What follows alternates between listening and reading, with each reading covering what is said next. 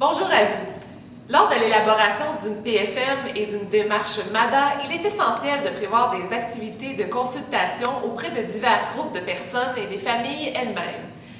Au cours de cette capsule, nous allons brièvement répondre à 4 grandes questions que vous vous posez afin de vous aider à planifier vos activités. Pourquoi, qui, quand et comment consulter? Tout d'abord, pourquoi consulter? Pour cette première question, plusieurs réponses vous viendront à l'esprit, dont la principale est d'avoir une meilleure compréhension des réalités, des besoins et des attentes des familles et des aînés de votre communauté. La consultation peut également devenir un moment privilégié pour connaître les priorités et recueillir des propositions novatrices pour de futures actions. Mais chose certaine, lorsque vous réalisez une activité de consultation, vous contribuez à mobiliser et à impliquer concrètement votre population dans le projet de PFM. De plus, l'ensemble des informations recueillies permettra d'alimenter les réflexions de votre comité pour la suite du processus. Maintenant, qui allez-vous consulter? Lorsqu'on choisit de réaliser des activités de consultation, il est primordial de bien choisir les participants afin de prendre en considération les différentes réalités des familles. Sans pour autant prétendre couvrir l'ensemble des réalités familiales, il est important de prévoir une représentativité en fonction des différents cycles de vie de la famille, de leur situation géographique et économique et de la structure familiale.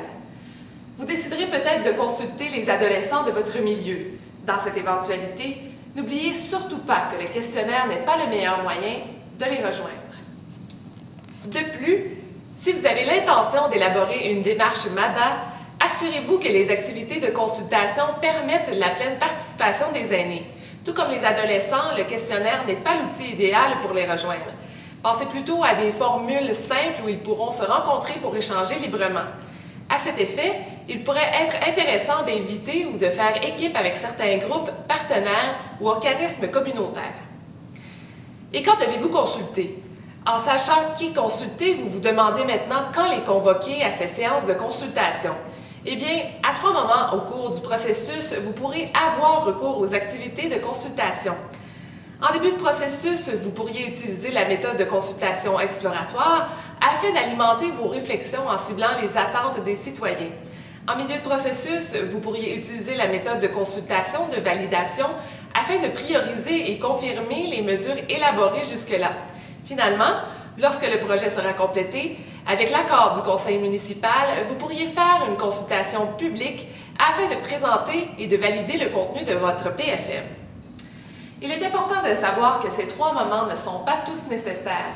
Tout dépend des objectifs et des besoins de votre municipalité. Finalement, comment ou plutôt quels moyens allez-vous privilégier pour consulter? Il existe plusieurs façons de consulter. Cependant, les 3 méthodes les plus utilisées sont le questionnaire, les groupes de discussion et le forum.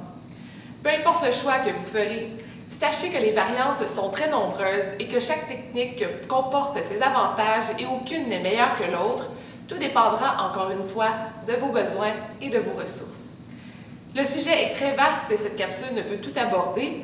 Nous vous invitons donc à consulter le formateur du Carrefour qui vous guidera dans la planification de vos activités de consultation.